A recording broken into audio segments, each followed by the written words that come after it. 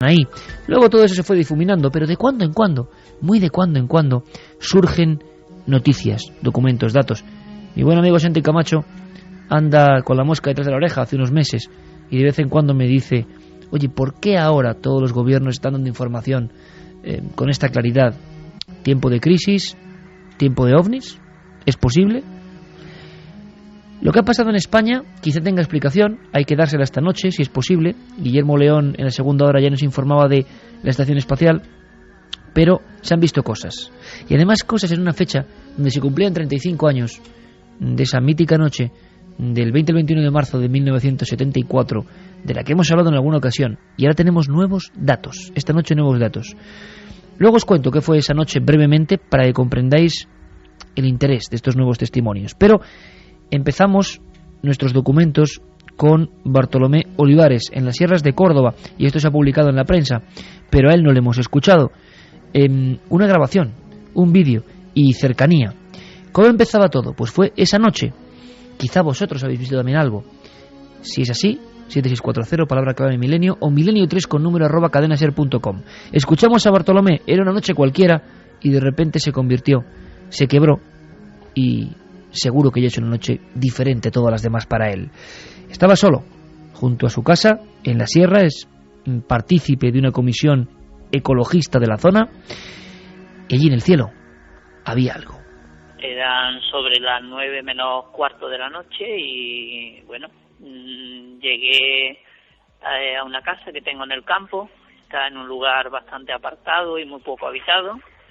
Y bueno, estaba el espacio totalmente oscuro y dejé el coche, las luces encendidas, y entonces entré a la casa, abrí la puerta y cuando salí pues veo a la altura de mi cabeza pues una luz bastante intensa y bueno, proyectando, iluminando todo el espacio a mi alrededor. Me quedé un poco como hipnotizado, ¿no? Para los que hemos crecido y estamos aquí ante este micro en este mismo instante hasta ahora, gracias al fenómeno OVNI, en parte, ¿no?, que despertó nuestra curiosidad infantil hace ya muchos años. En mi caso, pues se van a cumplir 26 años este año. Parece mentira, ¿eh? 26 años. Pues gran parte de mi vida ya ligado indiscutiblemente a ese fenómeno, del que casi nadie habla, pero de vez en cuando hay testimonios. Claro que sí. ¿Qué son? No lo sabemos, pero como decía este hombre, Bartolomé Olivares, casi hipnotizado ante ese resplandor. Aquello iluminó toda la comarca como si fuera de día. Sobre todo, lo que extraña de este caso es la cercanía. Entonces, cuando reaccioné, entré a la casa, cogí la cámara y ya grabé pues lo que era la parte final del avistamiento. Entonces,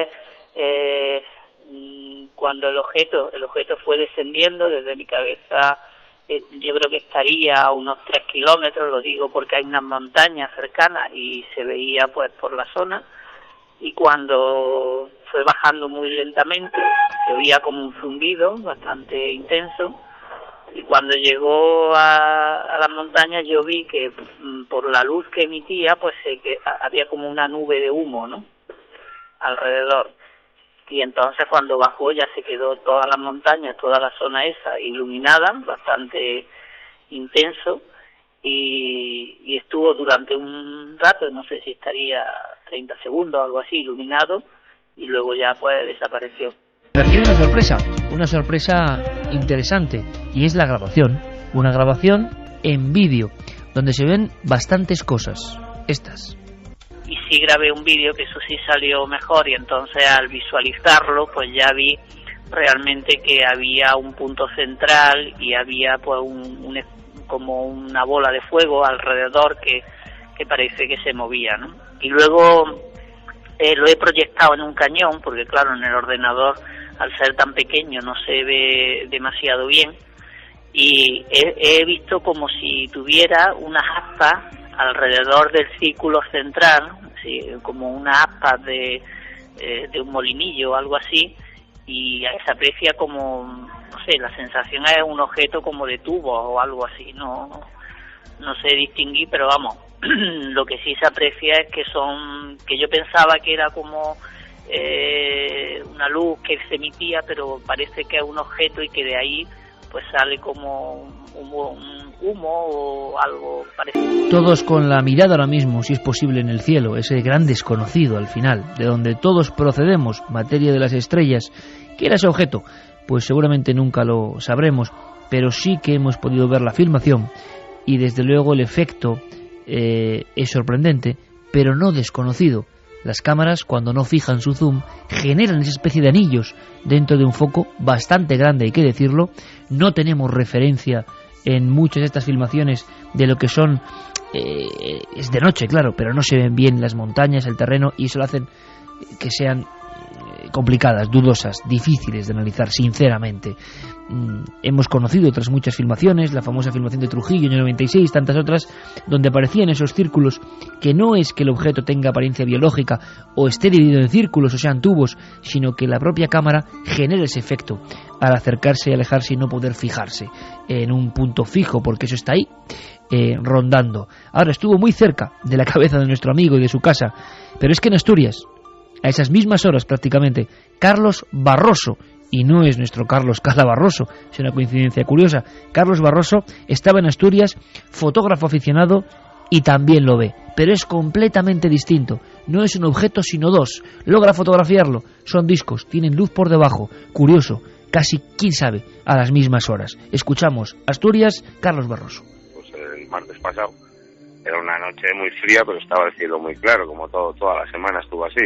Se estaba tirando unas fotos ahí en la playa, y había una zona de la playa por donde se metía el sol y otra que estaba más oscura, que es donde ya había oscurecido, más o menos la zona de las montañas.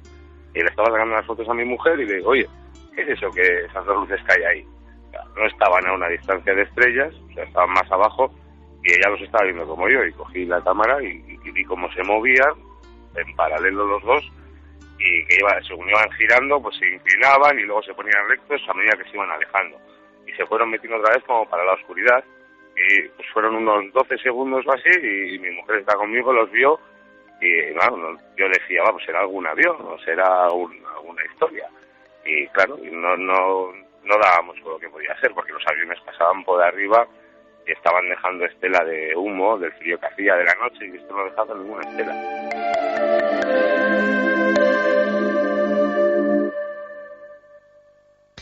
4:16. ¿Qué vio nuestro amigo Carlos en Asturias? ¿Qué aparece en las fotografías? ¿Es algo tecnológico humano? ¿Es un satélite? A él le sorprendió y intentó, desde luego, captarlo, dejarlo para siempre en la memoria fotográfica. Al pasar la tarjeta al ordenador aparecía esto. Cuando las pasé al ordenador, ya entonces sí que ya no encontraba explicación, porque las vi, las amplié, y con un portátil que tengo normal, pues veía cosas raras, no era algo normal. Estaban como, yo calculo, el objetivo que tengo es un 300, yo calculo que estarían a 1 kilómetro de mí. A 1 kilómetro de mí, porque si no nos llegaría a captar ningún color con el objetivo. O sea, sería un punto. Entonces yo calculo que para captarlos como los capté, estarían a 1 kilómetro y a una altura bastante más bajo que los aviones. O sea, al principio era como si la luz la tuviesen solo por una parte de los, digamos que son una especie de discos, pues la luz estaba en la parte inferior y en la parte superior era más oscuro. Entonces solo veíamos la luz cuando cambiaban de posición. Entonces cuando se ponían, digamos, los dos, que veíamos los círculos, se veía mucha luz, pero cuando iban avanzando y se iban alejando, ya veíamos una rayita solo. 4:18, quizá tenga algo que ver, pero acabo de contener la respiración cuando en la pantalla de Carmen aparecen unas figuras terribles en el desierto del Perú. Vamos a ver si podemos dar los datos en cuanto podamos conectar con nuestro compañero Eduardo Herrán, el gran vigilante de las líneas de Nazca, figuras gigantescas, antropomórficas, auténticos, pero antes, astronautas. Si quieres te comento algunos de los avistamientos que nos han llegado. 7640, palabra clave Milenio, espacio vuestros mensajes, son milenio3 con número @cadenaser.com. Me llamo Aitor, soy de Fuenlabrada y trabajo de noche, y cuando iba para casa vi una ráfaga naranja a las 3 de la mañana. No le di mayor importancia. También nos dicen desde Bilbao, que se llama César, que gracias por hacer las noches de los vigilantes más amenas. Gracias a ti y a todos los vigilantes. Al hilo de lo que habéis comentado acerca de los posibles avistamientos de algo en el cielo, la tarde del martes 17 de marzo, os comento que serían aproximadamente las 20 horas, cuando me encontraba en la carretera que une Munguía, el pueblo donde vivo, con Bilbao, y se pudo observar nítidamente como un objeto que a mí en principio me pareció circular y anaranjado se desplazaba por el cielo a una velocidad constante y en un movimiento parabólico. Me quedé extrañado porque estaba demasiado alto para ser un avión y además no tenía las típicas luces de los aviones. La verdad es que en ese momento no le di importancia, pero ahora que habéis hablado del tema me he acordado de esto y os lo quería comentar por si servía de ayuda. Pues esto es hacer la radio todos juntos, interactiva e importante. Atención, que Santi pide paso. Pues sí, pido paso porque justo cuando estaba oyendo los testimonios de nuestros amigos, pues me he puesto a curiosear y resulta que en las mismas fechas en Estados Unidos se ha dado un incremento de actividad ovni, una oleada, lo que se conoce normalmente, absolutamente increíble, incluyendo avistamientos de objetos gigantescos de tamaño rectangular con luces o faros en las esquinas del rectángulo. Hablamos del mismo martes, mismo miércoles. Hablamos del mismo martes, mismo miércoles y de los días justo anteriores y justo posteriores. Estamos hablando, por ejemplo, dos ovnis moviéndose pendularmente en el horizonte de Oklahoma, Indiana, el día 18, pasando por encima de una carretera, Connecticut, 10 a 19, objeto triangular, volando extremadamente bajo. Hay dibujos que se parecen mucho a las imágenes y a los relatos que nos estaban dando los testigos que hemos entrevistado. Michigan, 15 de marzo, un poquito antes, un objeto triangular que no emitía ningún sonido y no tenía ninguna luz, pero se dibujaba perfectamente sobre el cielo iluminado. En fin, estoy viendo un dibujo incluso del testigo. Es curioso porque justo en el otro lado del Atlántico, en las mismas fechas, pues también había un incremento de cosas extrañas en el cielo. A mí me emociona particularmente hablar de todo esto. Hay muchos amigos que de vez en cuando escriben, yo casi ya no puedo ni contestar pues por mil cosas, pero leo de vez en cuando algunos mensajes que nos llegan y que dicen, Iker, has olvidado del fenómeno ovni, nunca hablas de él. No, es el fenómeno ovni el que tiene que aparecer. Si aparece yo lo cuento. Caramba, ¿cómo voy a olvidarlo si es parte indivisible de mi peculiar vida? Y particular emoción cuando, no sé, uno oye estos testimonios, puede ver de fondo lo que sea. Ahora Santi comenta esto, Carmen da más datos de amigos y encima Yerén nos pone algo que en el fondo para mí resuena todo este fenómeno, este Alan Parsons genuino.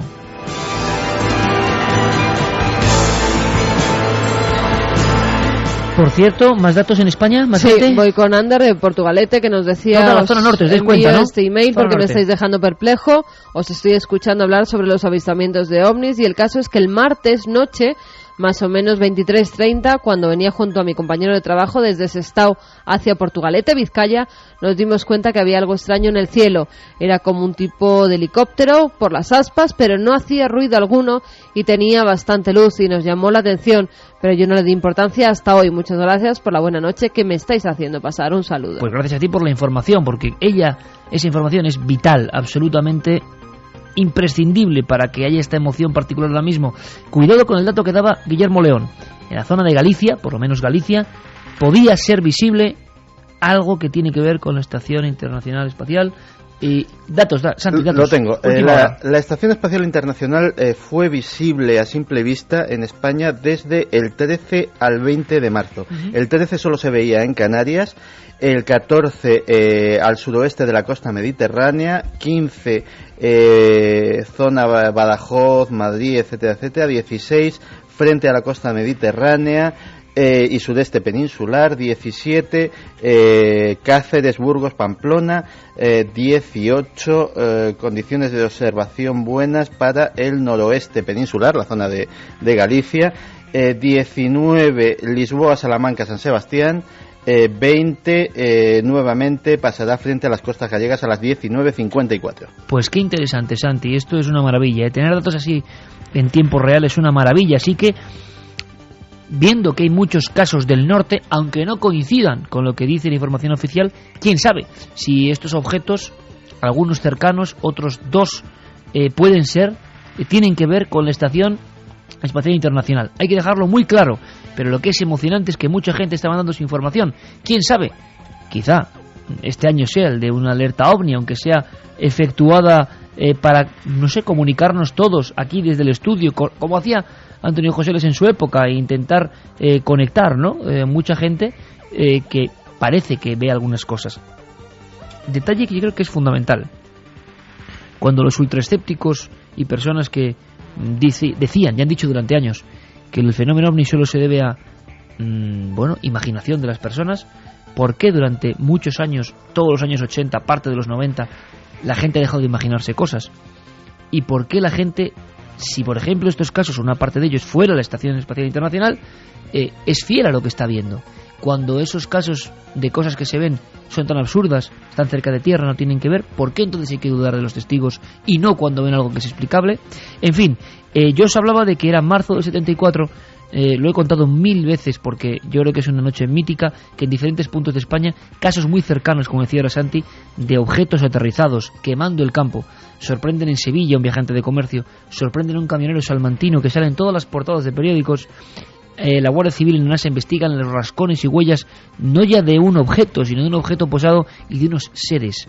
El chofer de la Diputación de Cádiz, esa misma noche, horas después, también tiene una noche de terror cuando se encuentra con un objeto parecido, una luminaria posada también, y un individuo de aspecto extraño, extraordinario, y eso hace que la CIA incluso motive el retraso de la libertad sobre los ovnis en España, a grandes rasgos. Bueno, pues como lo hemos comentado en alguna ocasión, para mí ha sido emocionante que gente como Antonio, vamos a llamarle Antonio porque es vamos a decirlo así, un cargo importante, alto, y quiere mantener un poco el anonimato, pero bueno, hemos hablado con él, tenemos todos los datos, y era un niño, y a él le saltó algo, ¿no? Dijo, caramba, empezó a calcular, y eran esos días de marzo de 74, y este caso nunca ha salido a la luz, y sería uno más, sería quizá el cuarto caso. Me parece interesante. Podríamos titularlo como titulaban en aquella época, ¿no? Como un objeto que casi se proyecta contra un grupo de niños.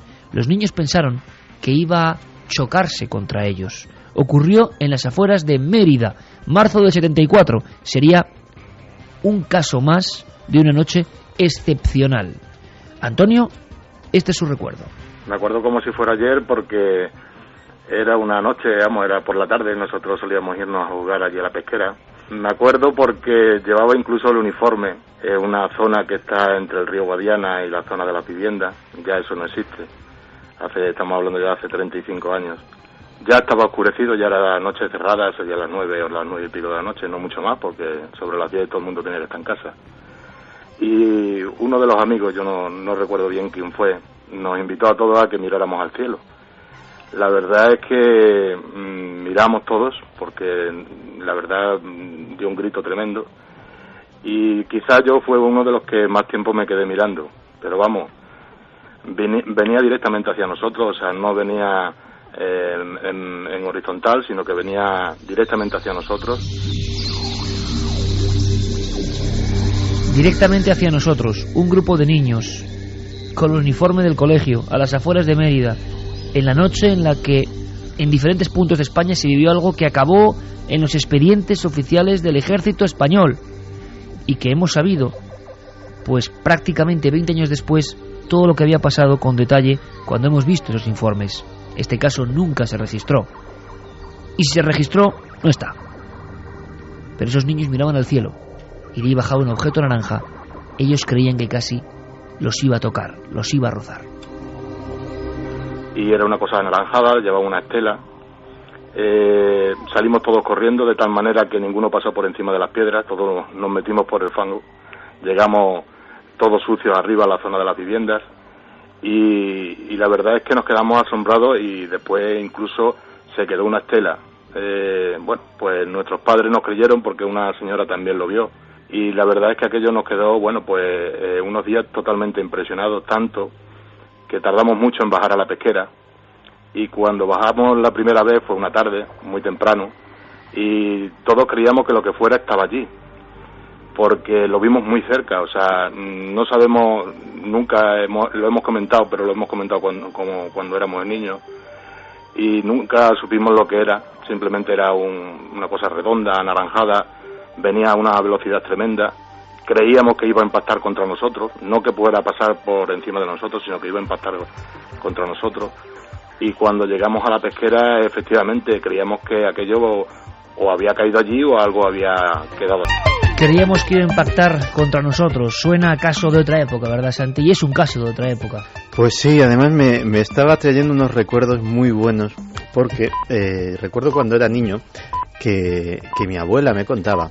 Mi abuela se crió en Fuensalida, en la provincia de Toledo. Estaríamos hablando de los años 20. Que ella venía un día con un cántaro y iba andando por un camino, y de repente vio que algo se le venía encima desde el cielo, y tanto fue así que se arrojó al suelo y tiró el cántaro y el contenido, que no sé si sería agua o leche o vaya usted a saber lo que te haría por lo propio de una actividad campesina, ¿no? Y lo contó y su madre no la creyó y le pegó tremenda paliza por haber derramado aquello. Y muchos años después, ya siendo mayor, empezó a oír las historias de platillos volantes y entonces supo que era aquello que se le había venido encima desde el cielo y que casi decía que se la había llevado por delante, ¿no?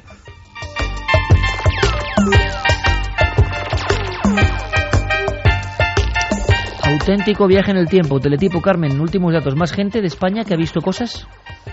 Pues están llegando ahora, Iker, porque dicen, por ejemplo, de hace 2 semanas, un objeto con luces raras que se movía muy rápido sobre el Cerro de los Ángeles.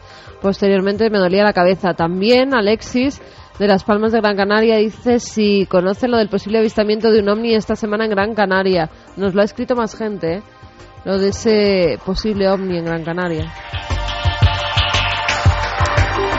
Pues ahora con Oxígeno, segunda parte, mítico donde los haya, en este, como decimos, bucle, ¿no?, que hemos hecho en el tiempo, porque la radio tiene esa facultad, trasladarnos a otras épocas. Hemos conjuntado voces de ayer con las de esta misma semana, porque en nuestro programa no nos vale estar conjeturando, bueno, dialogando sí, porque dialogamos amablemente, pero queremos sobre todo, y ese es nuestro marchamo, que los documentos, los testimonios, lo que está ocurriendo ayer, hoy, hace milenios o ahora mismo, lo escuchéis vosotros. Ese es nuestro trabajo como periodistas.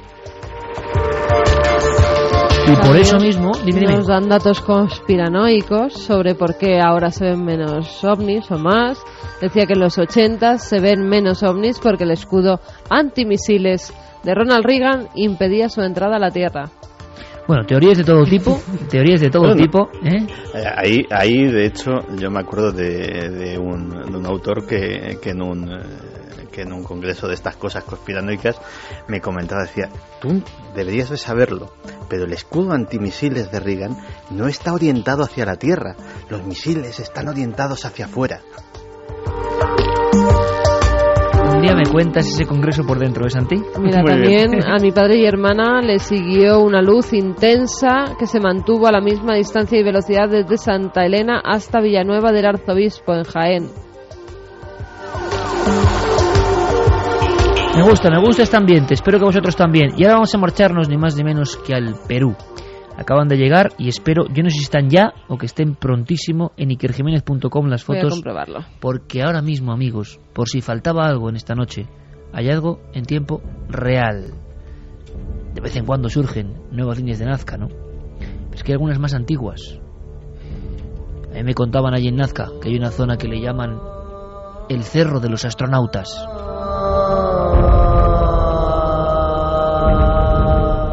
Creadas antes del nacimiento de Jesús. Hay líneas, lo han sospechado siempre, más antiguas que las Nazca incluso.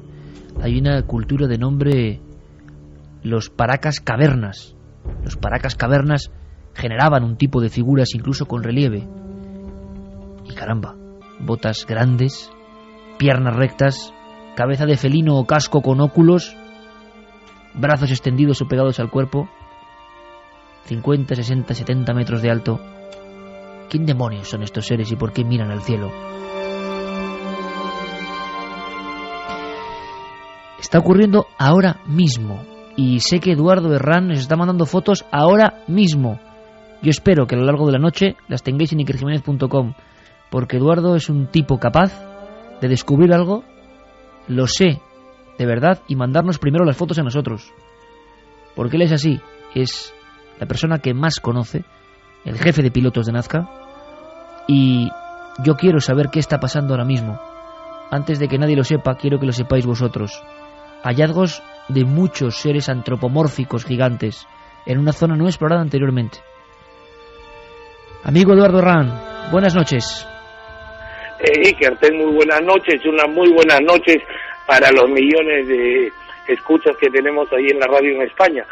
Tienes razón, este año hemos tenido preocupaciones por algunas lluvias que han sucedido en algunos sectores, pero muy específicos, o sea, no ha sido una cuestión generalizada, y eso a su vez ha contribuido para poder descubrir en la zona norte de Nazca, estamos hablando ya de cerca de 130 kilómetros al noroeste de Nazca, no cerca de la ciudad de Pisco, unos nuevos geoglifos que corresponden culturalmente al periodo Paracas, ¿no? Y que representan, algunos son unos guerreros antropomorfos, otro es un astronauta muy similar al de Nazca, solo que tiene un felino en la cabeza, y hay un tercero que parece ser una especie de familia, ¿no? Madre son mía. en alto relieve y súper lindos.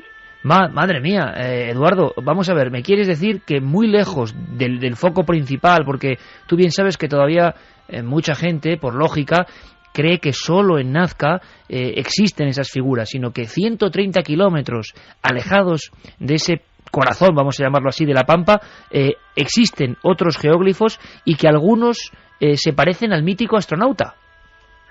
Sí, así es, lo que es muy similar en la fotografía, espero que ya la tengan colgado en la web, ¿no? Y sería muy lindo que todos nuestros amigos que escuchan tu sintonizado programa puedan tener acceso vía internet a estos nuevos descubrimientos. En realidad tienes muchísima razón. Si bien es cierto que la zona de mayor concentración de geoglifos está ubicada a 450 kilómetros al sur de Lima, también es cierto que el arte de dibujar en los cerros no solamente abarca esa zona, sino que por la zona norte, no estamos hablando de los valles tanto de Ita como de Pisco, también hemos descubierto en los últimos años evidencias, pero de culturas anteriores a los nazcas. Hablamos de los Paracas necrópolis y Paracas cavernas, que habitaron también la costa sur del Perú desde el año 800 a.C. hasta el 100 a.C., que es cuando aparece recién la cultura nazca, ¿no? Oye, Eduardo, Es sí, una cosa importante, de qué, para que la gente se haga una idea, ¿qué tamaño tienen estas figuras, las antropomorfas, por ejemplo, que son las que pueden más impresionar? Así es, el antropomorfo con cabeza de felino tiene alrededor de 90 metros de largo por Madre 60 metros de ancho. Por favor, úsenlas y ponlas en la web. Yo todavía no he tenido el tiempo necesario para colgarlas en mi web, pero sí sería lindo que en tu página web la puedas poner como los nuevos descubrimientos en la zona de Pisco. Ya, los otros son unos antropomorfos un poco más pequeños, que miden alrededor de los 40 metros, pero lo interesante es que son 4 dibujos, uno al costado del otro, ¿no? Que es aparentemente lo que podría ser una familia. Y hay otros que están en la zona de Pisco, ya que ese es increíble, muy cerca donde está el candelabro que tú también conoces, claro, ¿no? Que son unas aves, ahí hay un personaje antropomorfo, hay unos rostros que son realmente alucinantes. Oye, Eduardo, que como siempre nos das mucha envidia, pero me gustaría hacerte un par de preguntas más. Por ejemplo, ¿por qué cabezas de felinos, Eduardo? Mira, porque la divinidad, en este caso de los felinos, llámese el puma, llámese los tigrillos que habitaron y habitan en las partes de la sierra, han sido considerados lo mismo que los cóndores como dioses por los antiguos peruanos, ¿no?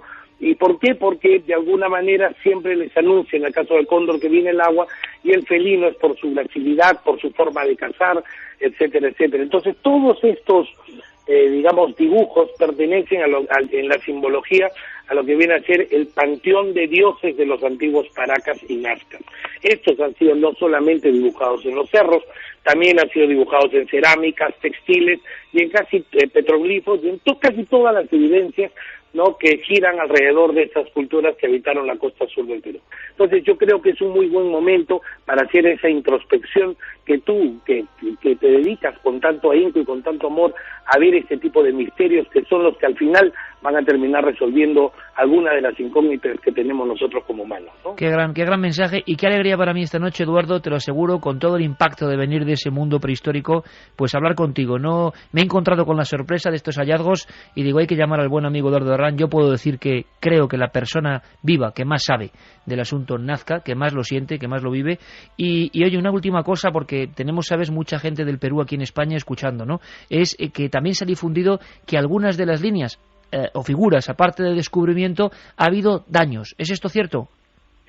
Mira, es cierto que ha habido una lluvia de regular intensidad en la zona noreco de la Pampa de Jumana, ahí normal, muy pegadito al Valle del Ingenio, y esto ha causado unos pequeños avenidas de agua, ¿no?, que han pasado entre las manos y el árbol.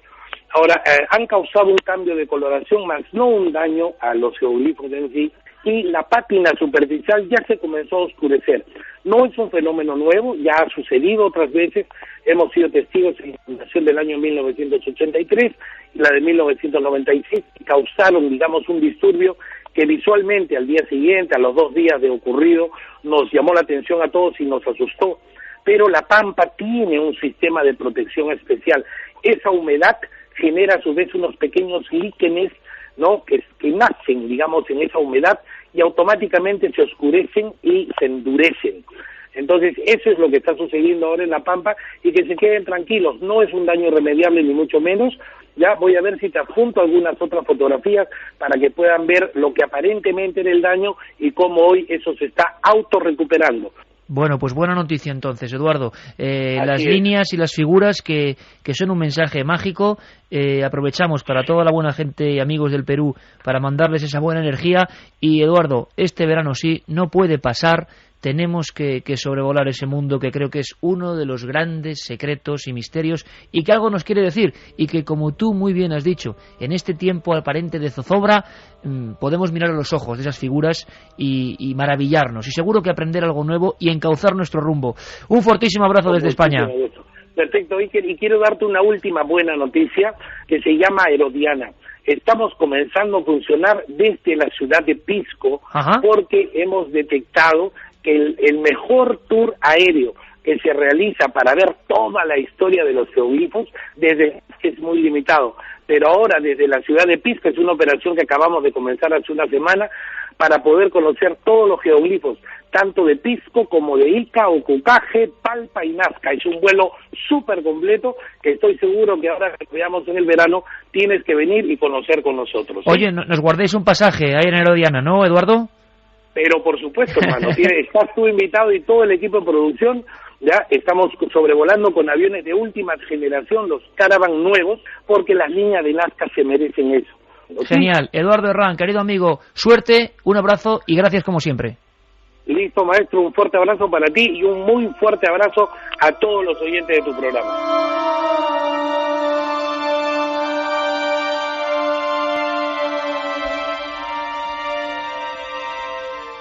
El gran maestro, Eduardo Herrán, gran amigo.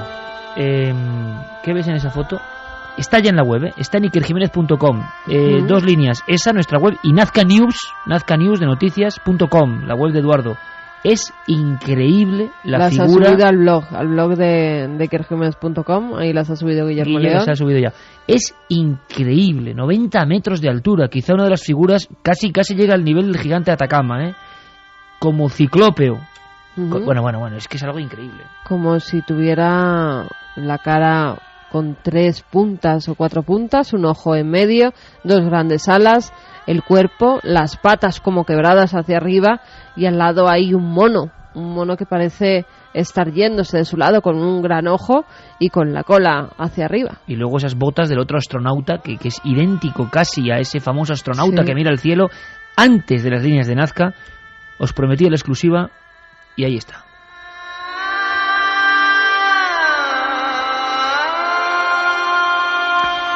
Y ahora, Santi me comentaba que hay tantos datos, tantos informes, aunque sea brevemente antes de meternos en otra historia, Santi, que sí que hay datos de Gran Canaria en los mismos días. Se ha hablado de avistamiento ovni.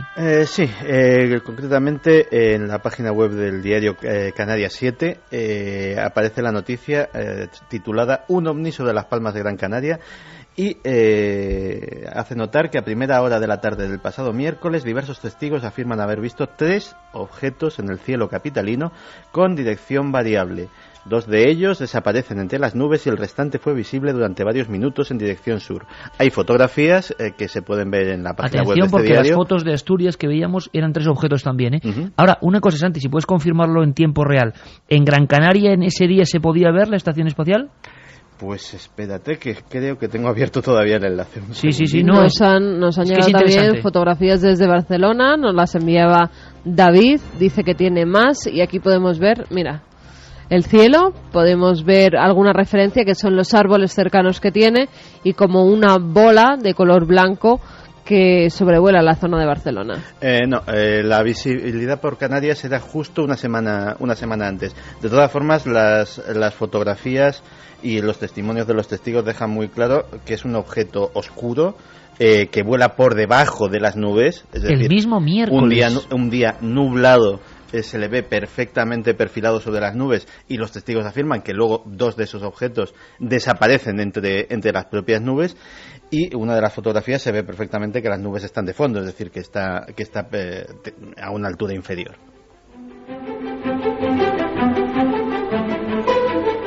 En fin, datos sorprendentes, están llegándonos un montón de noticias y de información sobre lo que ha pasado en esos días polémicos.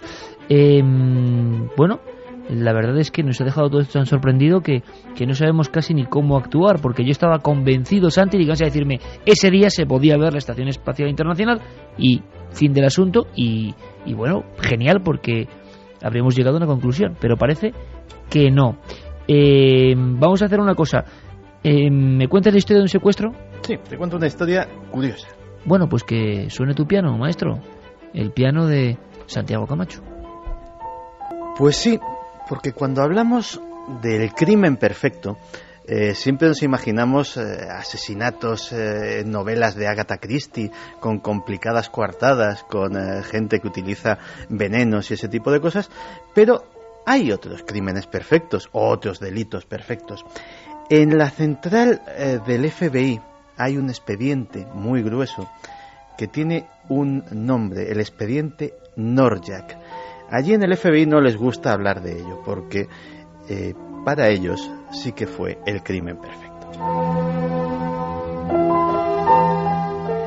¿Y qué tipo de crimen fue? Pues tú lo has dicho, fue un secuestro aéreo. Santo Dios. Comunica que ha habido un pequeño alboroto, pero que ya está todo controlado. Comunícalo o disparo. Si me matas, nadie podrá pilotar el avión. Ya me preocuparé de eso luego. De acuerdo, lo haré, pero tranquilízate.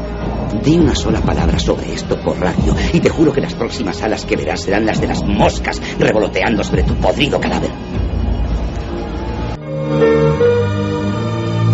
Pues más o menos esta es la idea que tenemos todos de cómo es un secuestro aéreo, es decir, secuestradores violentos que amenazan con armas de fuego a los pilotos y a la tripulación. Pero el miércoles 24 de noviembre de 1971 ocurrió el secuestro aéreo más extraño de la historia. Un hombre que viajaba bajo el nombre de Dan Cooper, si es que ese era su nombre, que lo dudamos mucho, abordó un Boeing 727 de la Northwest Airlines, concretamente el vuelo 305, que volaba desde Portland a Seattle.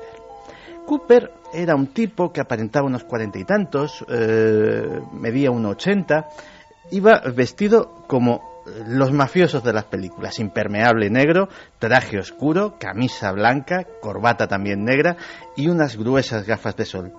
Se sentó en la parte de atrás del avión, en el asiento 18C, y nunca se separaba de su maletín.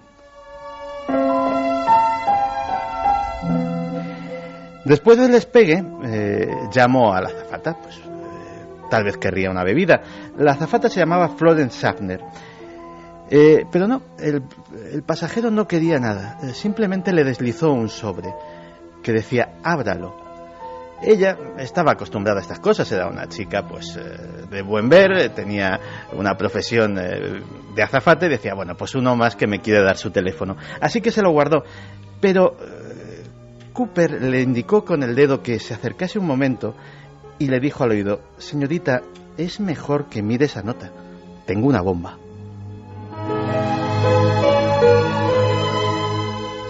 La nota decía así: tengo una bomba en mi maletín.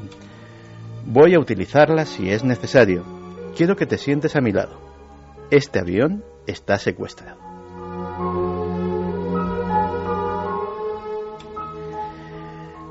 Por si cabía alguna duda, Cooper abrió el maletín y efectivamente allí había cables, lo que parecían cartuchos de dinamita, una batería.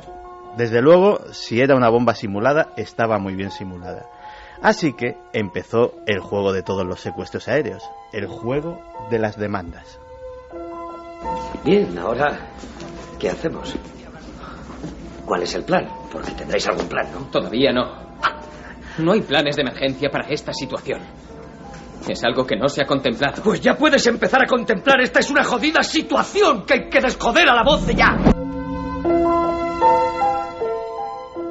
A través de la azafata y por medio de la radio de la cabina, sin que se diera cuenta ninguno de los pasajeros, el desconocido pidió $200.000 en billetes sin marcar de 20, 2 juegos de paracaídas, uno principal y otro de emergencia.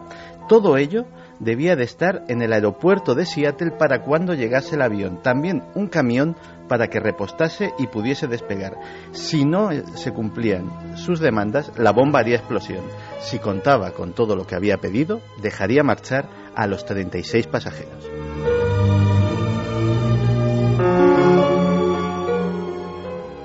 Efectivamente, las autoridades, bastante extrañadas sobre todo por lo de los paracaídas, decidieron cumplir las demandas. Cooper, que durante todo el trayecto se mostró amable, incluso la azafata dijo que era un tipo encantador, pues estuvo conversando, parecía un tipo tranquilo. Efectivamente, cuando le subieron el paquete que contenía los paracaídas, los $200.000, etcétera, etcétera, discretamente dio orden de que se podía desalojar el avión. Eso sí, se tenía que quedar la tripulación.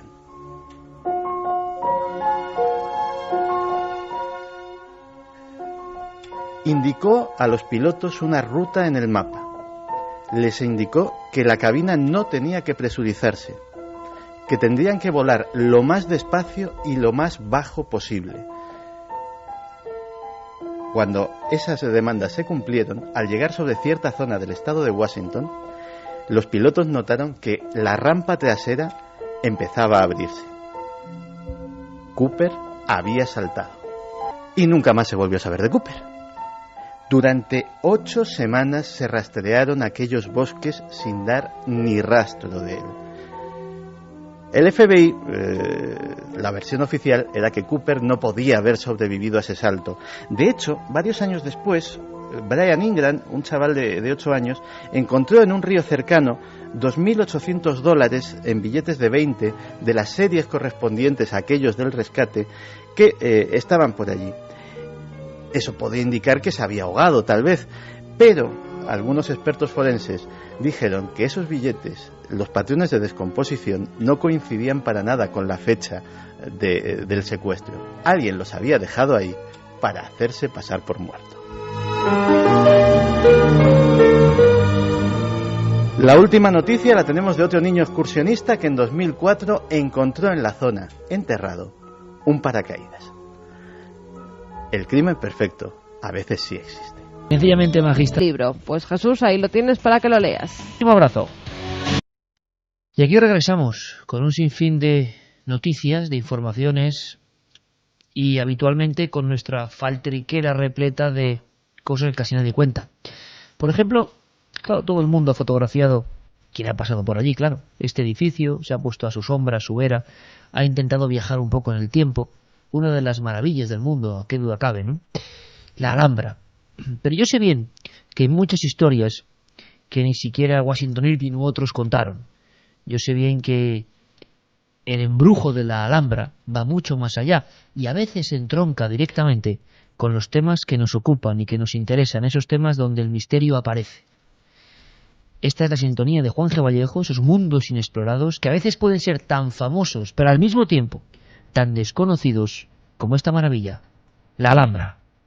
He observado que generalmente cuanto más ricos han sido los habitantes de un edificio en los días de su prosperidad, tanto más pobres y humildes son los que viven en los de su decadencia, y que los palacios de los reyes concluyen con frecuencia sirviendo de asilo a los mendigos. La Alhambra se encontraba en ese triste estado de decadencia, cuando alguna torre empezaba a desmoronarse, venía a instalarse en ella alguna andrajosa familia, que se hacía la propietaria de sus dorados salones en compañía de los murciélagos y búhos, y colgaban sus guiñapos, emblema de la pobreza, en las ventanas tragaluces. A comienzos del siglo XIX, un escritor avezado, aventurero, Washington Irving llegó a la ciudad de Granada y de repente contempló como encaramado en un valle se encontraba un palacio que parecía un palacio sacado de un sueño. Y es que dicen que hace muchísimo tiempo había un sabio persa que uno de sus escritos comentó que había podido visitar ni más ni menos que los jardines de Irem, unos jardines que había en medio de la península arábiga en los que solamente podían entrar los hombres que eran prácticamente inmortales, los sabios, los poetas, aquellos que conocían los secretos de la Biblia, del Corán, de los textos sagrados. Comentan que este manuscrito persa fue el que llegó a manos ni más ni menos que de Alamar, que fue el que mandó construir esta fortaleza, la fortaleza a cuya sombra tuve la suerte de nacer, a cuya sombra florece una de las ciudades más bellas del mundo, Granada. La Alhambra, que significa la roja porque está construida con el barro que se saca del mismo monte de la Sabica. El monte de la Sabica no fue concebido por casualidad para hacer allí aquel palacio que era una réplica del jardín de Irem, del paraíso del Edén. Realmente la Sabica fue un monte sagrado desde el tiempo de los fenicios, hace más de 2000 años, donde hoy día está la torre del agua de la Alhambra. Se encontraba un templo de adoración a la diosa fenicia Natá, la diosa fenicia de la fertilidad. Realmente la Sabica fue siempre una montaña extraña. Dicen que es la montaña donde mayor número de plomo, hierro y pequeñas pepitas de oro se encuentran, no en vano. El río Darro, que es el que pasa por debajo de la Alhambra, proviene del latín dauro, que significa oro.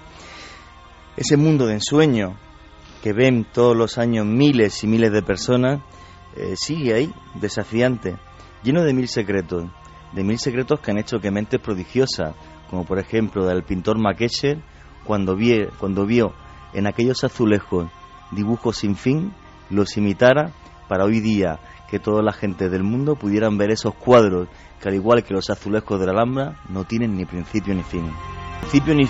Evidentes de larga longevidad. Había ido peregrinando a pie desde Egipto hasta Granada, sin otra ayuda que su báculo cubierto de jeroglíficos. Venía precedido de la aureola de la fama. Se llamaba Ibrahim Eben Abu Ajib, y se le creía contemporáneo de Mahoma, pues era hijo de Abu Ajib, el último compañero del profeta. Una de las cosas que sabéis que siempre me mueve, buscar la historia de los inmortales. Según Washington Irving, Ibrahim Eben Abu Ajib, un médico y astrólogo egipcio, fue un inmortal que hizo los planos de la Alhambra. ¿Cierto? ¿Secreto? ¿Misterio? Posiblemente nunca lo sabemos. Según cuenta la leyenda de Washington Irving, recogida de la gente que vivían en la Alhambra, lo único que pidió a cambio de hacer los planos, de planificar este maravilloso monumento, es que le dejaran una pequeña cueva en la que él pudiera meditar el monte mágico de la Sabica. Es una de las maravillosas historias que tiene la Alhambra. Lo curioso es que Alamar, guiado por este egipcio que comentan que traía textos que había sacado de una sala debajo de las pirámides, y está recogido en este libro del siglo XIX, pues reflejó en la Alhambra realmente parte de la arqueología sagrada que aparece en otros libros como son la Biblia. El Palacio de Comares tiene la misma planta y estructura que el Templo de Salomón. O lo más curioso, la famosa Fuente de los Leones, que no es ni más ni menos que una copia del Mar de Bronce, la maravillosa figura que había para purificarse con agua en la puerta del Templo de Salomón, una gran columna de bronce en la que dicen que casi que cabía un mar y en cuya base había 12 leones exactamente igual que los que hay en la Alhambra. Inspiración de poetas, sueño de reyes, la Alhambra seguirá siempre ahí. No sabemos dónde está su magia.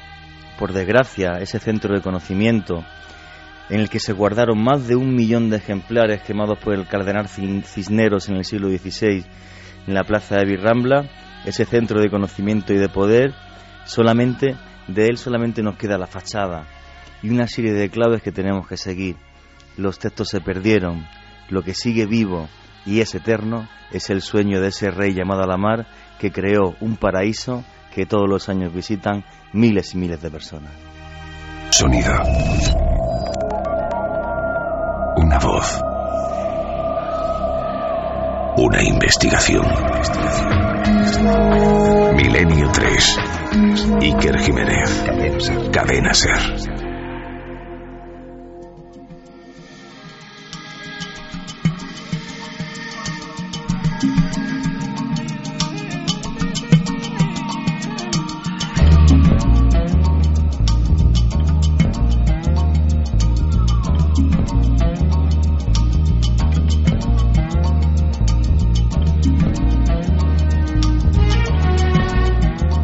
Y 18 minutos, Carlos Ródenas, que nos pone esta maravillosa banda sonora de Planeta Encantado, aquella serie de JJ Benítez con una música, de verdad hay que decirlo, absolutamente inspirada. Pues hay mucho más que contar de la Alhambra. Esto es nada, una pista, 2 pistas, para que empecéis a investigar, para que sepáis, quien no lo sepa, quién fue Washington Irving, cómo estaba la Alhambra en aquel siglo XIX. Es que hay historias que hablan de fenómenos paranormales. No me digas mucho, Juanje, no adelantemos mucho, pero dentro del edificio por visitantes más o menos actuales.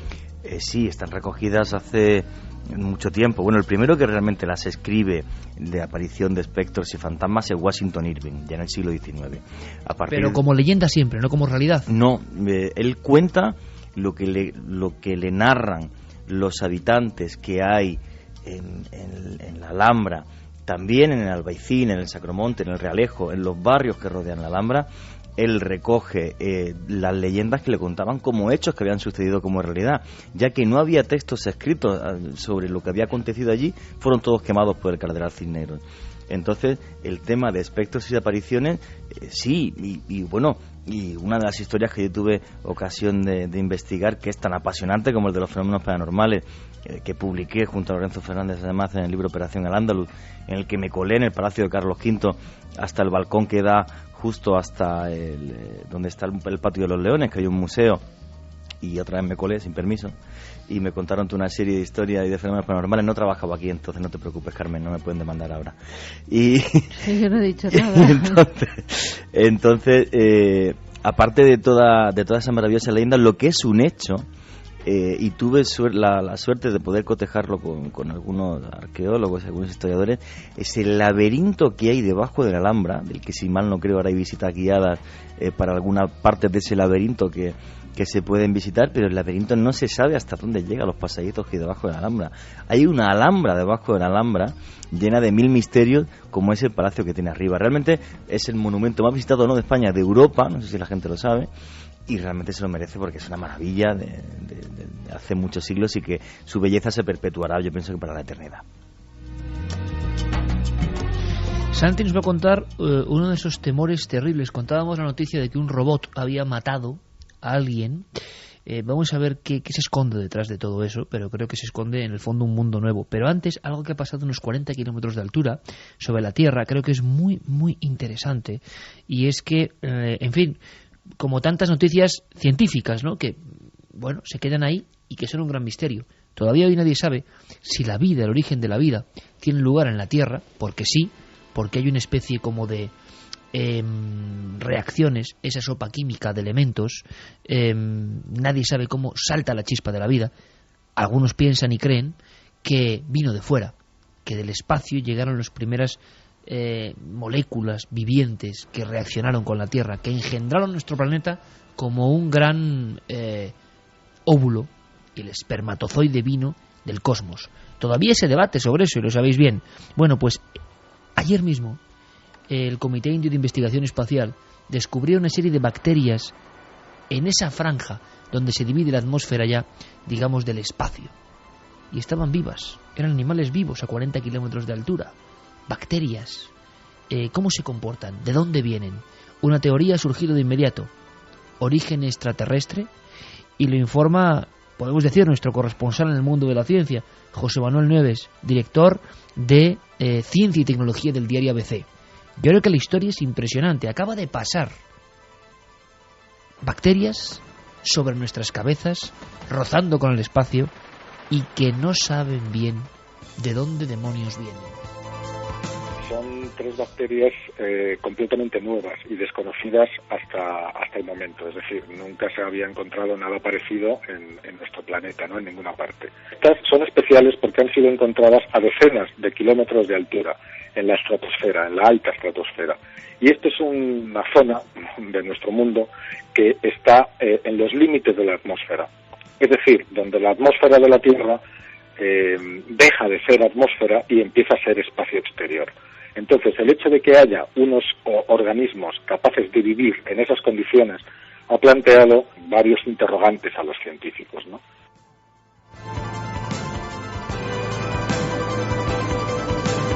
Claro, claves y enigmas científicos de lo más diverso. ¿Qué son? ¿Por qué están ahí? ¿Por qué resisten las temperaturas, las circunstancias? ¿Proceden de nuestro sistema en el fondo? ¿Han mutado o es que vienen de fuera? Y si vienen de fuera, ¿qué hacen bacterias al margen de nuestra vida cotidiana? ¿Dónde iniciaron su chispa de la vida? Esas extrañas bacterias, aunque el resto de la información en estos días las aparte por completo y nos preocupemos de otras muchas cosas, están ahí y están siendo examinadas. El experimento, curiosísimo, José Manuel Nieves nos lo cuenta. El experimento consiste en que a medida que el globo va subiendo, va tomando muestras de aire en unos cilindros metálicos y este globo concretamente lo ha hecho entre 20 y 40 kilómetros de altura. Los cilindros, que han sido 16, una vez que están llenos de aire, son lanzados a la Tierra, caen en paracaídas y son recogidos por los científicos.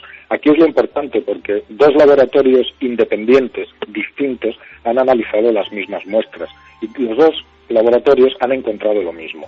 Han encontrado varias colonias de bacterias, en concreto 12 colonias de bacterias diferentes, ¿no? 9 colonias eran conocidas, pero estas bacterias además se veía que tendían a morir. Sin embargo, de las 12 colonias, 3 de esas colonias no morían.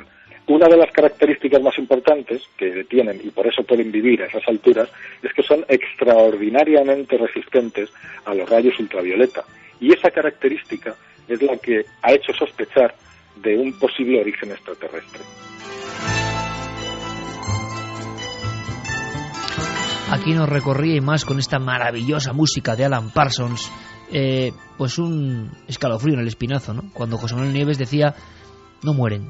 Y no es la primera vez que hablamos de animales que no mueren, pero es que estos están a 40 kilómetros de altura. Y mientras las bacterias ya conocidas morían, estas resistían. ¿Qué son exactamente?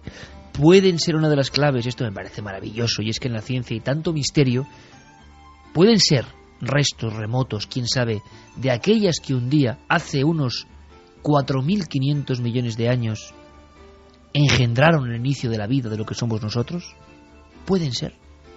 A mí me gustaría dejar claro que nadie confirma que estas bacterias vengan efectivamente del espacio.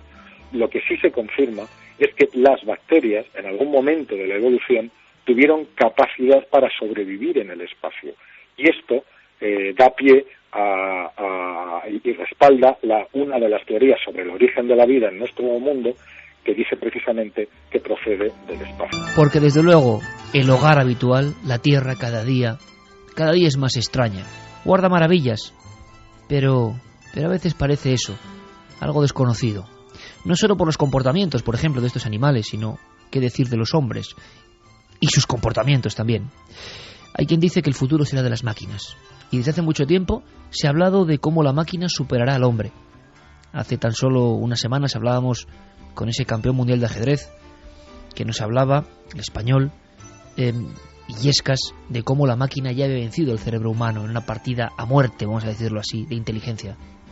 Pero, ¿qué estará pasando con ese mundo de los robots? Hace poco una noticia, nos la contaba Santiago Camacho, también nos hacía saltar de un brinco. Ya un robot autónomo había actuado de soldado y había matado a un ser humano. ¿El inicio de una era?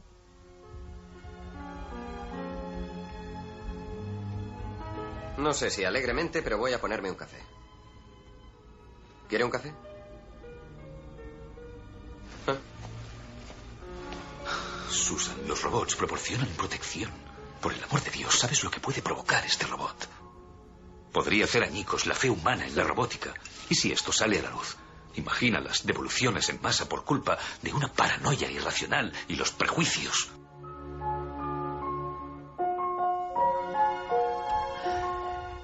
Yo Robot, Terminator, Blade Runner, todo parecía cosa de ciencia ficción. Robots, humanoides, autónomos, desplazándose, actuando, pensando, matando. Y ha sucedido, es otra vez una de esas noticias que creo que son trascendentes y que creo que han pasado sin pena ni gloria por los boletines de las agencias de noticias. Pasó hace menos de un mes, en las montañas de Afganistán. Una unidad del grupo de combate Odín del ejército norteamericano estaba repeliendo el fuego de un grupo de talibanes fuertemente atrincherados en uno de aquellos desfiladeros inaccesibles. Entre ellos estaba la unidad del sargento Jerry Rhodes, el especialista James Pegg y el cabo Philip Cheng. Ellos estaban al mando de un soldado muy especial. Volaba a unos 300 metros de altitud sobre el escenario de aquella batalla. Se llamaba Alfa. Alfa es la evolución de una serie de aparatos que eran los Predator, que eran aviones no tripulados, dirigidos por control remoto. De hecho, la CIA los ha utilizado alguna vez para realizar algún atentado contra algún líder insurgente de alguna organización terrorista no afín a los norteamericanos.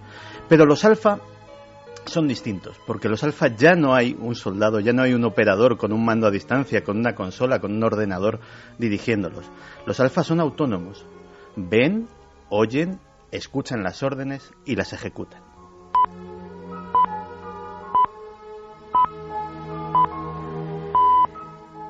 Este Alfa en concreto en aquella ocasión recibió una orden muy precisa, unas coordenadas y sencillamente neutralizar todos los objetivos de la zona. En lenguaje eufemístico militar, matar a todo ser humano que hubiera en aquel lugar. Y el Alfa, pequeño, mucho más pequeño que cualquier avión de combate, pero armado hasta los dientes, cumplió con precisión quirúrgica aquel cometido. Ese día, el ser humano entró en una nueva fase. Por primera vez, una entidad pensante, no humana, había matado a alguien en una guerra.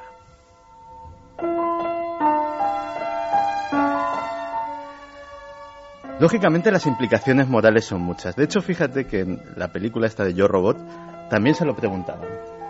Me obligó a jurarlo. Y te pidió que lo mataras.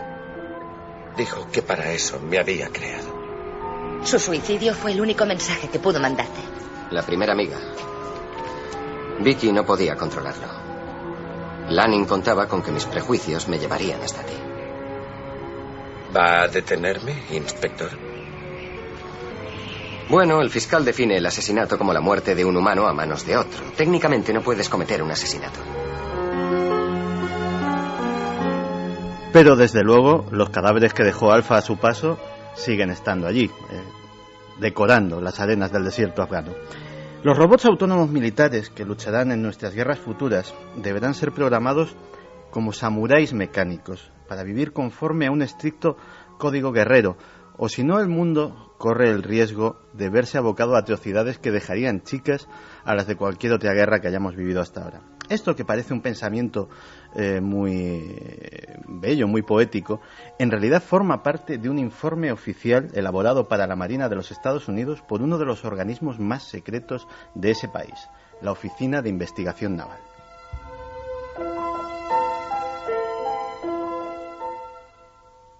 El informe, que es el primer trabajo serio sobre la ética de los robots militares, ya se habla de eso, prevé un rápido avance hacia un escenario en el que los robots sean lo suficientemente inteligentes como para tomar sus propias decisiones en el campo de batalla y trazar las tácticas para cumplir las órdenes, que pueden ser muy generales, como en el caso que acabamos de citar, que se les hayan dado.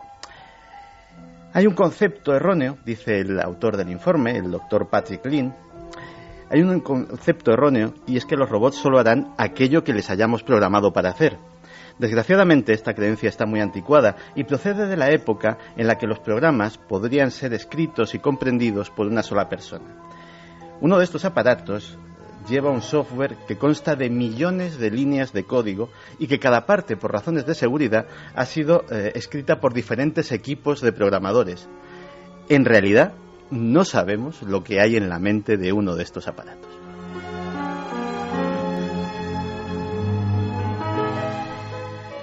Una rica variedad de escenarios se pueden esbozar con todo lo que hemos dicho hasta aquí. Porque ¿cómo impedimos que estos robots sean empleados por terroristas o por piratas informáticos o tengan fallos de software? Y si un robot mata a un inocente, ¿quién tiene la culpa? ¿El robot? ¿El programador? ¿El gobierno dueño del robot? ¿Se debe implementar en estos robots un interruptor de suicidio? Y si es así, ¿cómo funcionaría? ¿Quién lo accionaría? ¿Quedaría su propio fin a criterio del propio robot?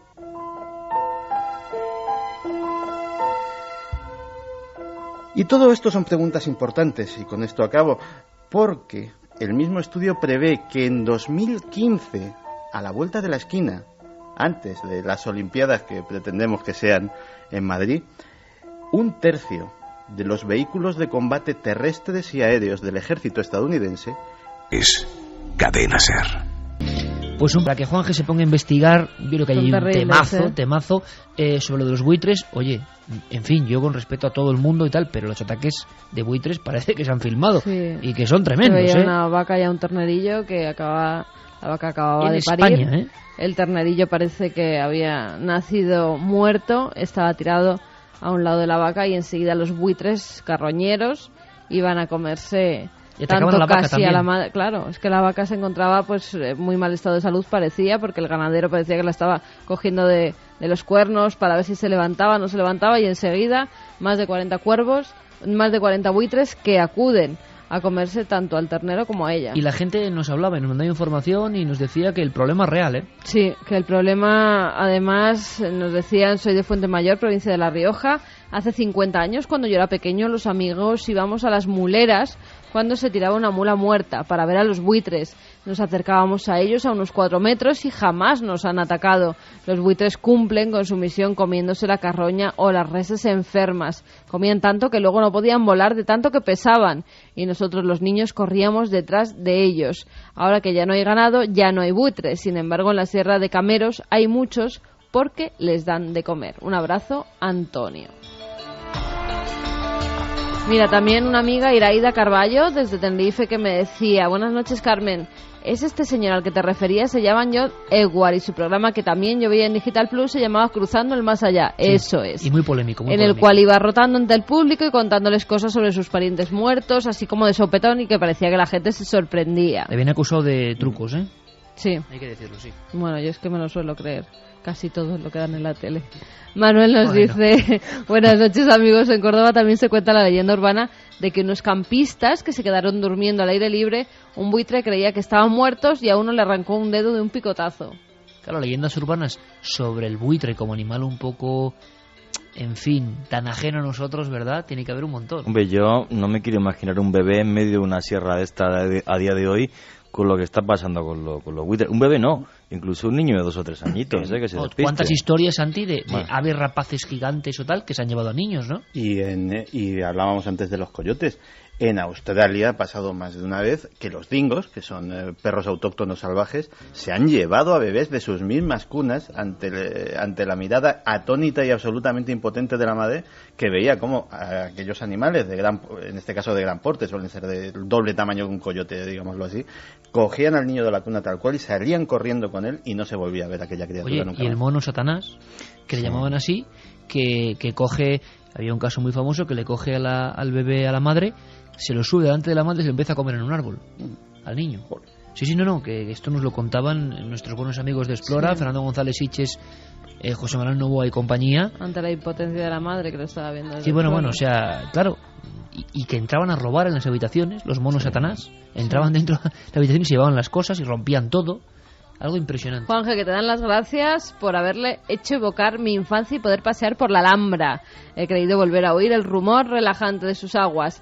Nací en sus faldas, sus jardines, tuve el privilegio de que fuesen mis lugares de juegos, junto con esa plaza nueva y, como no, los entornos del río Dauro. La pena es que, como suele ocurrir, a veces lo que tenemos al lado, formando parte de tu vida cotidiana, es lo que menos conoces. Mi agradecimiento por todo lo que habéis contado. Espero que podáis ampliarlo, pues no son cosas que se puedan encontrar cuando lees una guía normal. Bueno, es la misión de este programa, ¿no? Muchas gracias. Sí. Merche te lo decía. Sí, hombre, la verdad que yo también he tenido la suerte de nacer a la sombra de la Alhambra, además literal, porque nací apenas a 500 metros en el Campo del Príncipe. Y lo que... hombre, ya meterme con alguien esta noche para variar. Hombre, ¿cómo no? Y tal. No, sí, también te dan tirones de orejas, por lo que has dicho del periódico El Mundo, del diario. Ah, bueno. En fin. A ver, pasa página. Efectivamente, pasando del mundo. No, sí me apena una cosa. Realmente yo no he gestionado nunca en persona un permiso de filmación para la Alhambra. No sé si realmente cobran lo que me han dicho que cobran o no. Entonces no lo digas. Bueno, tengo amigos en productoras que sí, ¿no? Que para hacer reportajes o documentales les cobraban bastante dinero. Bueno, eso a lo mejor también te lo dicen tus amigos, entre comillas, para que no vayas a llegar hasta el reportaje. Bueno, pues lo gestiono. No, pero no me parece justo. Bueno, vale. Pero bueno, sí, lo dejo. En el Museo del Cairo también te cobran. Sí, mucho menos que una hora de grabación en la Alhambra. Pues, en fin. Nada, lo único que digo es que la cultura hay que fomentar. La verdad de la Alhambra genial, es maravilloso, y invito a todo el mundo a que vaya a la Alhambra, y nosotros lo que intentamos desde aquí, tanto la Alhambra como cualquier otro sitio, es hacer que la gente conozca sus partes más desconocidas y su historia más oculta y más además, secreta. si te cobran mucho, vas y te cuelas, o sea, ¿qué más te da? Pues sí, es verdad, me cobran todos lados. Cosa, oye, uno de los síndromes más extraños, Santi, ¿qué duda cabe?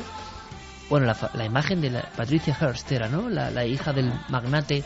Yo no sé si era con una especie de ametralladora en la mano. Era con una K-47 ¿Con un Kalashnikov? Sí, cuando formaba parte del Ejército Simbiótico de Liberación.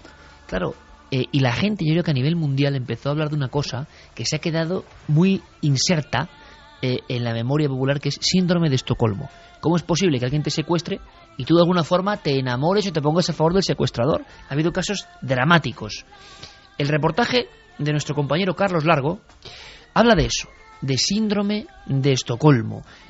¿Por qué Estocolmo? ¿Tiene algo que ver esta historia de tan extraña a nivel mental con esa localidad concreta del norte de Europa? Bueno, vamos a aprender un poco. ¿De dónde viene? ¿Qué hay de verdad de leyenda en el síndrome de Estocolmo?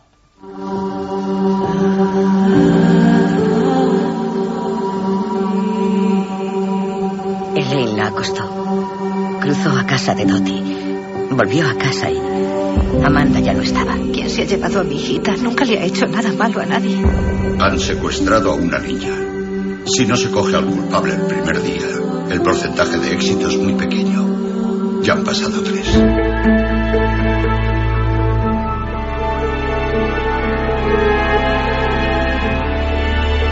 Muchas trágicas historias comienzan de esta manera.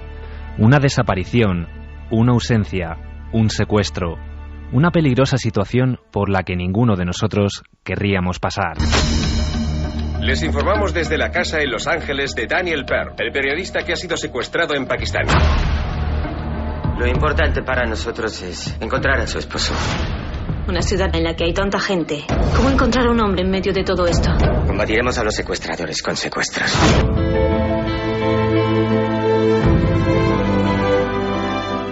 Miedo y vulnerabilidad ante sus captores son dos de las sensaciones que acompañan la mayor parte de las veces a aquellas personas que han sido víctimas de un secuestro. Sin embargo, en otras ocasiones, la capacidad de supervivencia del propio individuo motiva la aparición de una fuerza contraria que lleva al secuestrado a identificarse con su raptor. Es lo que los especialistas conocen con el nombre de síndrome de Estocolmo. Escuchamos a Elizabeth Gimona Martí, psicóloga del ISEP Clinic Vilanova, y a Jaime Gutiérrez, psicólogo y criminalista perteneciente a la Sociedad Española de Criminología. Es un estado psicológico en el que la víctima de un secuestro o bien una víctima de una agresión o que una persona ha sido detenida contra su voluntad desarrolla, digamos, una relación de complicidad incluso de simpatía hacia el agresor. Depende de muchos factores. Depende de que, en principio, se establezca una relación especial entre el secuestrado y el secuestrador. Esta situación hace que la persona secuestrada o la víctima, dependa totalmente del secuestrador. Y esa dependencia es lo que hace en ciertas personas que incluso puedan llegar a sobrevalorar la figura del secuestrador. ¿Por qué? Porque todo lo que haga el secuestrador será, para bien o para mal, lo que marcará el resto de la situación, ¿no?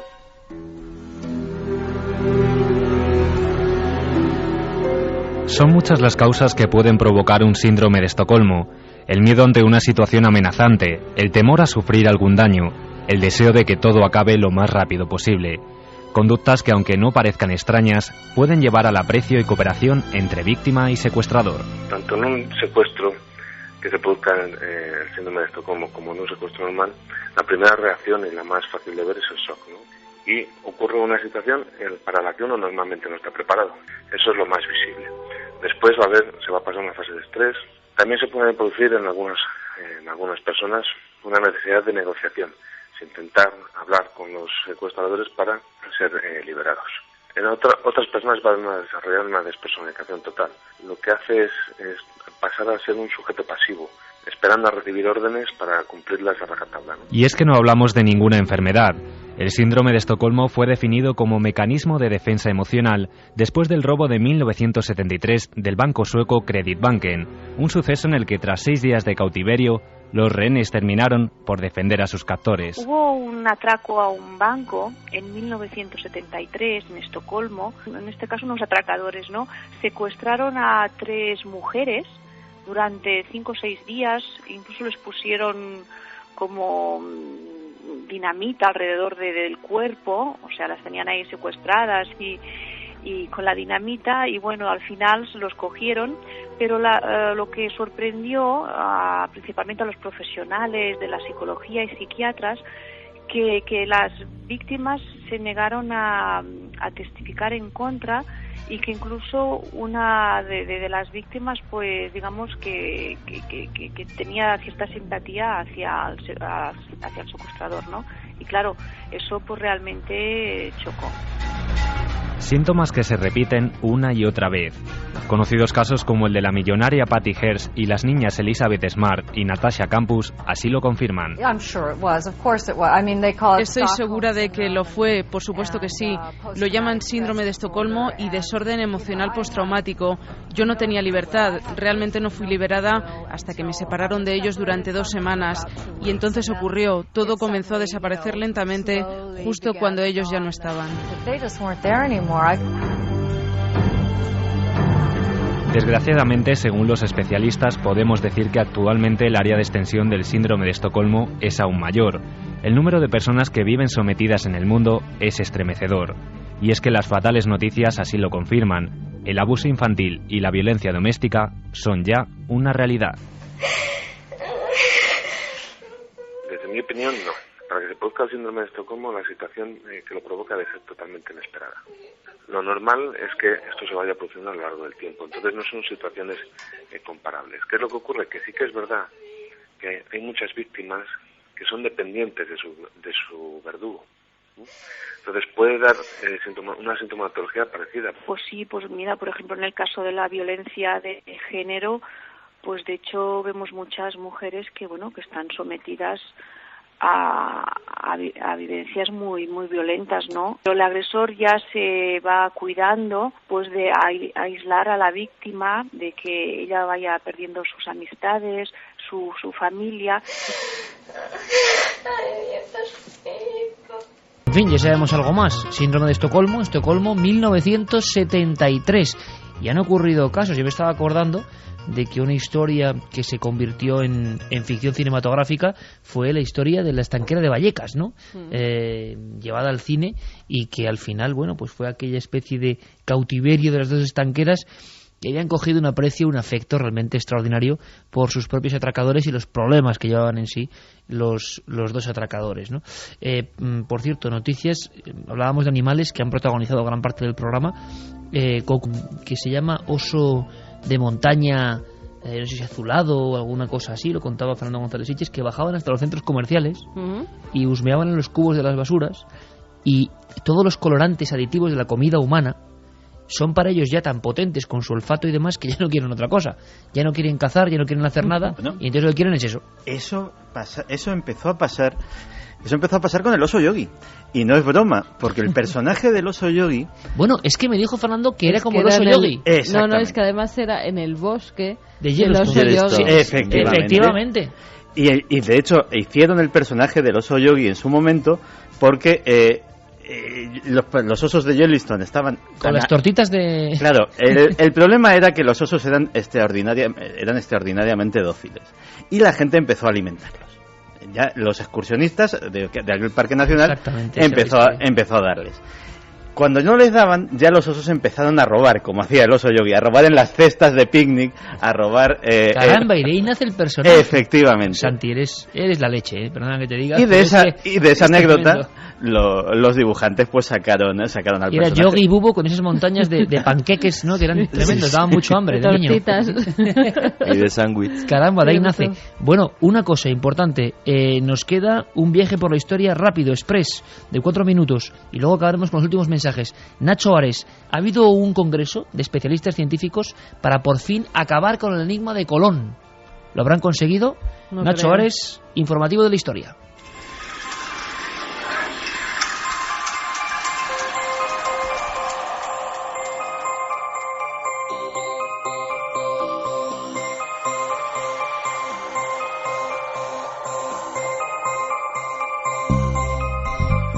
El 14 de marzo se clausuraron en Marbella las primeras jornadas del Encuentro Histórico Científico Colombino, en las que se ha intentado dar luz al origen de Cristóbal Colón y la polémica identificación de sus restos. Como nos comenta José Luis García de Paz, investigador y profesor de Física y Química en la Universidad Autónoma de Madrid, las posibilidades históricas del mítico navegante todavía están muy abiertas. No queda todavía claro si el nombre verdadero de Colón fue Pedro Escoto. Todavía ese tema debe quedar sujeto a verificación por historiadores. Pero bueno, es una propuesta interesante, aunque creo que el investigador en Señal de Villalonga ha ido modificando esta hipótesis desde las primeras publicaciones que hizo ya hace unos cuantos años, para al final acabar más que un Colón, de Colonni, sería como se escribe, a una persona apellidada de Scott. Pero bueno, sí es una posibilidad de que naciera en Génova, aunque no fuera directamente un Colón. En las jornadas se profundizó en los últimos descubrimientos relacionados con los restos óseos aparecidos en la urna de plomo de la Catedral de Sevilla. Lo que ya nadie parece negar es que los huesos encontrados en esta ciudad y estudiados hace pocos años sí pertenecen a Cristóbal Colón. Está perfectamente, creo yo, ya demostrado que el ADN que han obtenido los investigadores dirigidos por el profesor Lorente corresponde al descubridor Cristóbal Colón, y los escasos restos que en la Catedral de Sevilla corresponden a Colón, por comparación con los restos de su hermano, y que Diego, que es hermano de madre, al menos, pues claro, se ha comparado el ADN materno, y con su hijo Fernando, su segundo hijo, que era bastardo, que fue biógrafo de su padre y que está por propios méritos en la Catedral de Sevilla. A pesar de todo, no hay que cerrar la puerta que los restos conservados en la República Dominicana también pertenezcan a Colón y que su cadáver fuera repartido entre Sevilla y la Catedral de Santo Domingo.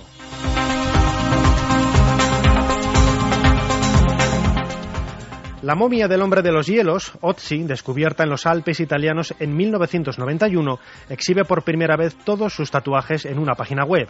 Son más de 50 y el verdadero significado de estas extrañas marcas sigue siendo un enigma.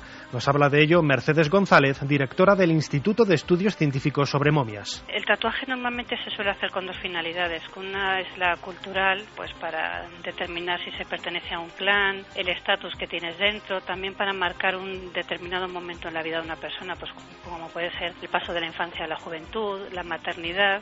También se hacen algunas culturas en señal de duelo por la pérdida de un ser querido, y en otros se hace como una práctica terapéutica. Encontrado a 3.200 metros de altitud, este cuerpo de unos 5.000 años de antigüedad ha sido sometido a varias sesiones fotográficas en las que se han tomado 150.000 imágenes en un ámbito de 6 grados bajo cero y una humedad relativa del 98%.